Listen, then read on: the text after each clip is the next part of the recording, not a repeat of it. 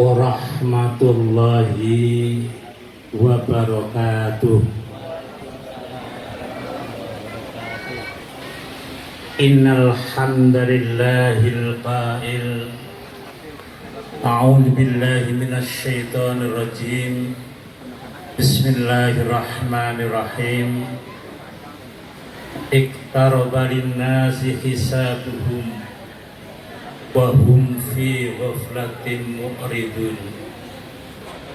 Asyhadu an la ilaha illallah wahdahu la syarika lah wa asyhadu anna Muhammadan abduhu wa rasuluhu la nabiyya ba'da. Allahumma salli wa sallim wa barik ala nabiyyina Muhammadin wa ala alihi wa ashabihi wa man tabi'ahum bi ihsanin ila yaumil qiyamah wa ba'du. Mohon maaf, saya keroyokan saja. Hadirin hadirat rahimakumullah. Alhamdulillah, saat dan detik ini mudah-mudahan untuk selanjutnya kita kesemuanya masih bersemangat menghidupkan ajaran Nabi Ibrahim alaihissalam dan dilanjutkan oleh Nabi besar Muhammad sallallahu alaihi wasallam, yaitu ajaran kita. Mudah-mudahan ini merupakan salah satu bentuk sebagai tanda cinta kita kepada Nabi Muhammad SAW, yaitu kita berupaya, kita senantiasa berusaha untuk menghidupkan ajarannya, sunnahnya. Siapa yang menghidupkan sunnah Rasul itu sebagai tanda cintanya kepada Rasulullah Sallallahu Alaihi Wasallam.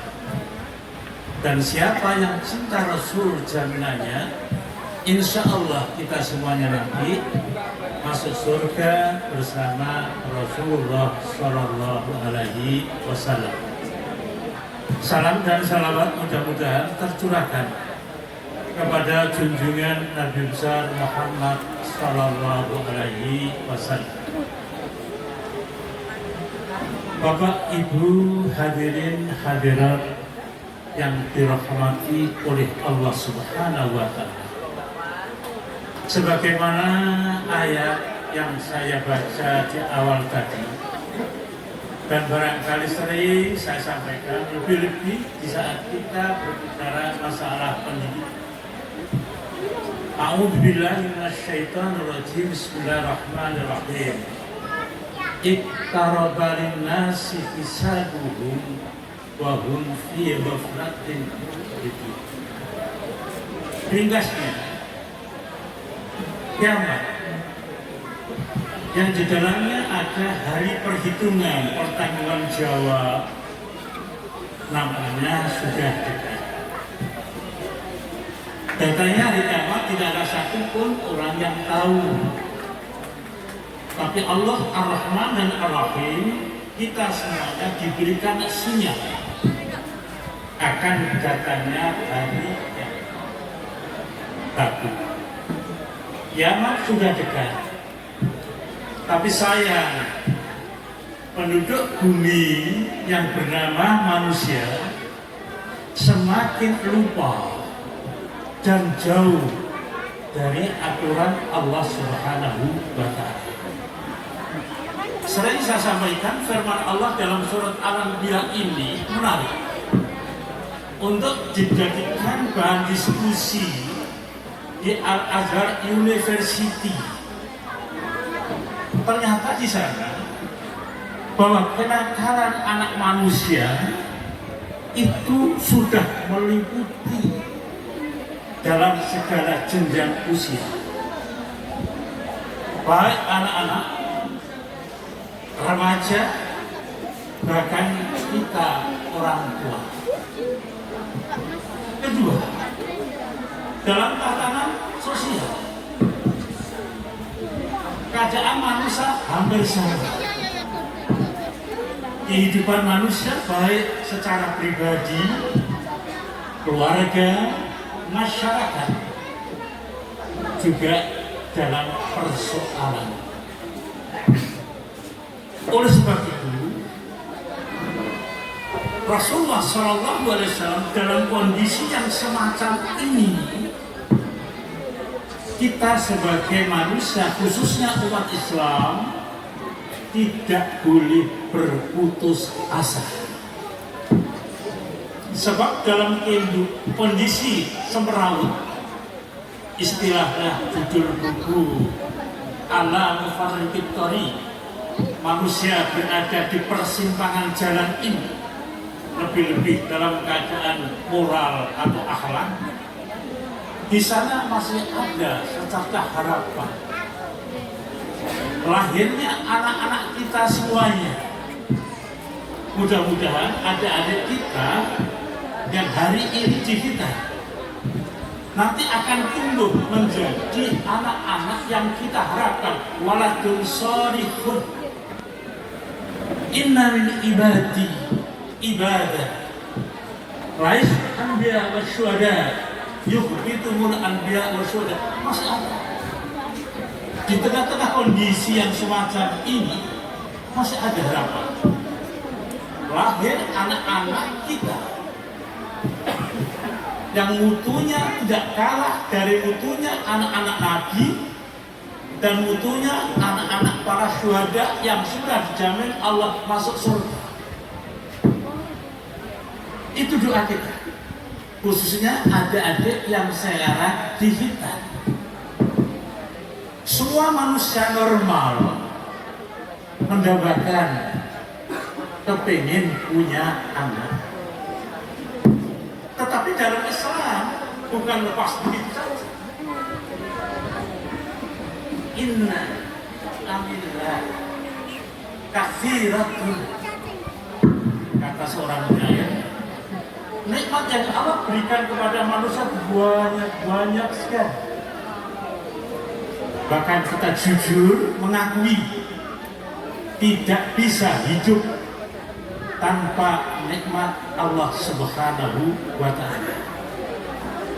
Tetapi akan berarti kalau nikmat yang diberikan kepada Allah kepada kita itu adalah anak, najabatul aulad, anak yang soleh, anak yang subhanallah. Memang dalam Al-Quran anak itu macam-macam. Kadang kala-kalanya walaupun kecilnya baik, ternyata dalam perkembangan menjadi adu musuh bagi orang tua, bagi saudara, bagi masyarakat. Ada juga anak yang lahirnya itu baik, muncul menjadi zina, sekedar perkataan, pajangan, rukun baik waktu orang tuanya masih ada, tetapi setelah ditinggal orang tua, hubungannya dengan keluarga, dengan saudaranya sudah carut marut. Harapan kita adalah qurrata a'yun waladun sholihun. Tetapi Bapak Ibu, untuk memiliki waladun sholihun ini perlu ikhtiar dan doa, bukan datang begitu saja. Salah satu ikhtiar yang harus kita lakukan adalah semacam ini, mengikuti sunnah Nabi Ibrahim alaihissalam, mengikuti sunnah Rasulullah Shallallahu Alaihi Wasallam, yaitu kita itu dalam rangka ikhtiar diberikan nama yang baik, diberikan pendidikan yang baik, lebih-lebih pendidikan agama. Jangan kita lupakan. Yang kedua, lahir anak-anak yang baik, waladun sholihun, tidak terlepas daripada bantuan doa kita orang tua. Makanya ada istilah, apapun keadaan anak kita, baik, belum baik, tidak boleh orang tua mendoakan doa yang jelek. Doa adalah harapan, dan harapan itu harus optimis dan baik. Sebab apa? Doa orang tua itu didengar, doa orang tua itu dikabulkan oleh Allah Subhanahu wa Ta'ala. Sekali lagi, jangan kita mendoakan anak kita dengan doa yang jelek. Rasulullah dan para nabi yang lainnya dalam hidupnya tidak lepas mendoakan anak-anaknya supaya menjadi waladun sholih. Nabi Ibrahim, Rabbi habli minas sholihin, Zakaria, dzurriyyatan thayyibah, dan lain-lain. Jadi di samping ikhtiar, kita jangan pernah berhenti untuk mendoakan anak-anak kita. Kemudian waladun sholihun yang saya katakan tadi, perlu arahan, perlu pendidikan. Yang penting sekali lagi, contoh perbuatan, contoh omongan yang baik. Pendidikan yang diberikan kepada anak kita, baik di sekolah atau di pondok, hasilnya tidak seberapa. Kalau setiap hari kita orang tua memberikan contoh yang jelek. Sekali lagi saya ulangi, satu cerita tertangkap seorang anak karena dia mencuri atau merampok.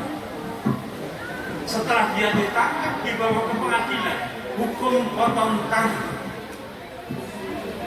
Tetapi sebelum hukuman potong tangan itu dilakukan, anak itu instruksi usul kepada hakim. Pak Hakim, maaf, sebelum potong tangan saya dipotong sebagai hukuman mencuri dan merampok, tolong terlebih dulu. Karena saya merampok, saya mencuri itu ada yang mengajari, ada yang memberikan contoh, baik ucapan maupun perbuatan. Pak Hakim bertanya, siapa dia? Ibu saya yang sudah tua ada di rumah, tolong datangkan di persidangan. Yang hadir pada saat itu katakanlah, ibu sudah tua, sudah renta, dipaksa untuk hadir di persidangan. Dan Pak Hakim, tolong sebelum tangan saya ini dipotong, potong terlebih dulu lidah orang tua saya. Subhanallah, tegang dan tegang. Bocah iki biyen mbok iku ngidam opo? Dek sing nyolong mbok wis tuwek dikongkon gak lorene dan harus dipotong. Iya, karena saya mencuri, ada yang mengajar. Jawab, ibu saya, tidak mungkin. Iya, buktinya apa? Sewaktu saya masih kecil, biasa dunia permainan, ibu saya tidak memberikan sangu, tidak memberikan uang sepeser pun pada saya. Setiap saya pulang ke rumah, saya bawa sebutir telur. Sewaktu melihat telur itu, ibu saya bangga. Dan beliau memuji saya. Laqad asbaha ibni rajul, anak saya sudah menjadi pahlawan. Begitu hari kedua ketiga, terus pujian dan sanjungan itu yang diberikan kepada saya, bukan teguran, bukan pertanyaan dari mana. Telur itu telur siapa? Kalau kamu beli, uang dari mana? Bapak Ibu yang saya hormati, akhir cerita. Karena tiap saya bawa telur pulang dan ibu saya tidak memberi uang, tetapi tidak pernah ditanya, malah saya dipuji. Laqad asbaha ibni rajulan. Alhamdulillah, anak saya sekarang jadi pahlawan. Maka saya akhirnya jadi perampok. Logikanya, saya merampok itu ada yang ngajari, yaitu ibu saya.